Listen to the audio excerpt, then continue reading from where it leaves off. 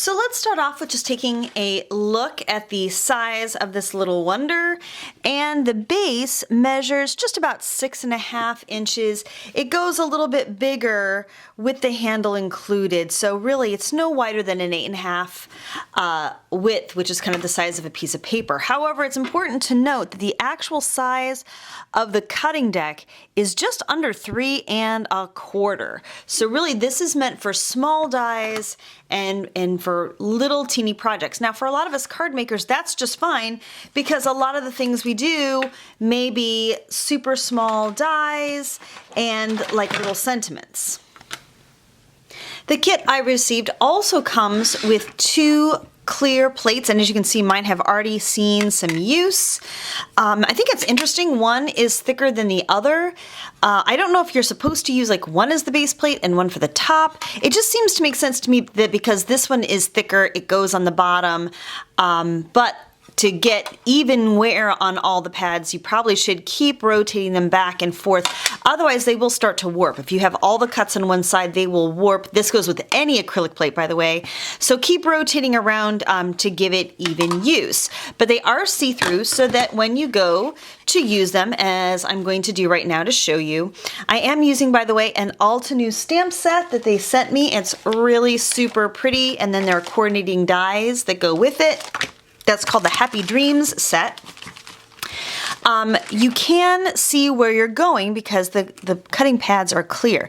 Now, of course, this isn't like as kind of convenient as a magnetized pad would be, so you have to kind of position it. I do recommend using a little bit of washi tape to hold everything together, but you know, depending on, this is just because I'm fussy cutting this with a stamped image.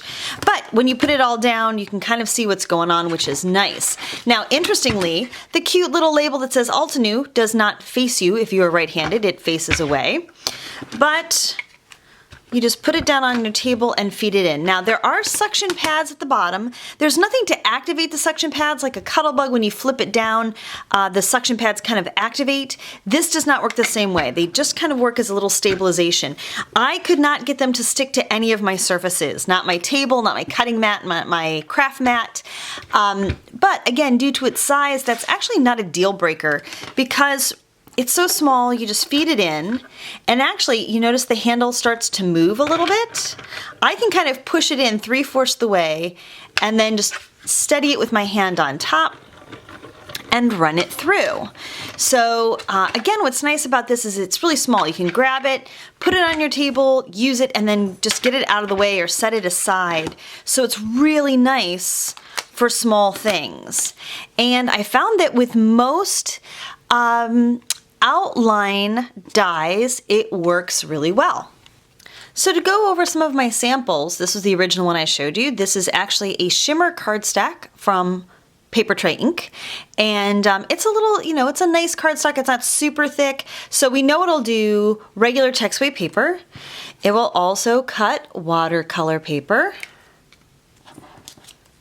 This is a suede paper from EK Success. I cut some burlap paper. Now this is burlap paper because it's backed with paper. It's not just plain fabric. I've got a piece of mirrored cardstock here, some thinner glitter paper, and corkstock. So all of these successfully cut an outline shape with the Altenew Mini Blossom. So next I wanted to try a more intricate die, and this is one that I gotten, I think, from Simon Says Stamp. It says Smile, and it's not as intricate as some, but it's one that I use a lot, so I wanted to try it out. And when I used it on just plain cardstock, I found that it worked fine. Actually, this is not cardstock, this is text weight paper, and I got it to cut. But the problem started in when I started using my thicker cardstocks. So, this one did not cut through at all. The mirrored paper did not cut through, and the glitter paper did not cut through. I found that the only way to remedy this was by adding a layer of deli paper, which added a little more pressure. So I had to put the die down, the deli paper, and then the product underneath to get these things to cut, and you may even need to shim with one more piece of cardstock on top. For some reason, the rollers in the Mini Blossom just don't provide an even coverage side to side to make sure that the middle parts are all cut out when you are dealing with a die that has interior cuts. And I'm going to show you another example as well.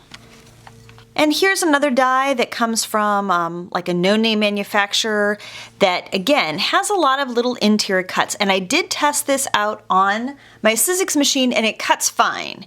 So this is just my results on the Mini Blossom. So when I went ahead and I cut it out in just regular text weight paper, it did pretty well. It cut all the little inside pieces pretty well. And then I tried this suede paper and it did not cut through at all. And I can tell because on the back, there aren't even any lines here, which tells me that it just did not have enough pressure to get all the way through. I had the same issue with the mirrored paper. Notice here it did not cut all the way through. And even on this watercolor paper / heavier duty cardstock, it didn't quite have enough oomph to get through. And again, I'm noticing that the sides are okay, but the middle of the rollers are a little weak. So you can work around this by adding a piece of deli paper and perhaps even one more cardstock shim in order to give it a little more pressure all the way through. I'm going to finish off by showing you a few things I made with the Mini Blossom die cutting machine. And yes, this was a My Hero die. This is actually a Tonic Studios die that I did shim with deli paper.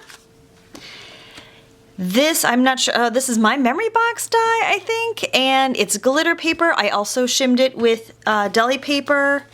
And then this is an Altenew stamp set that I absolutely love, and I did not have to shim for the mirror paper. Again, the outline dies seem to work very well. The problem is when you get more intricate, you may have to do a little bit of fussing.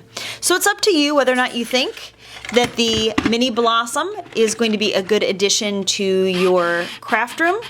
I do like the fact that it is small and portable.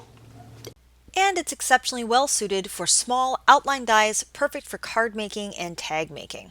So I think I'm going to keep this little buddy on my desktop and use it for those purposes and save the intricate dies for my big Mama Gemma machine when I need them. So thank you so much for watching. I hope you found this review helpful and informative. If so, please give it a thumbs up, and of course I'd love to have your comments and thoughts as well. Thank you for watching. Please like and subscribe, and as always, have a crafty day. Bye bye.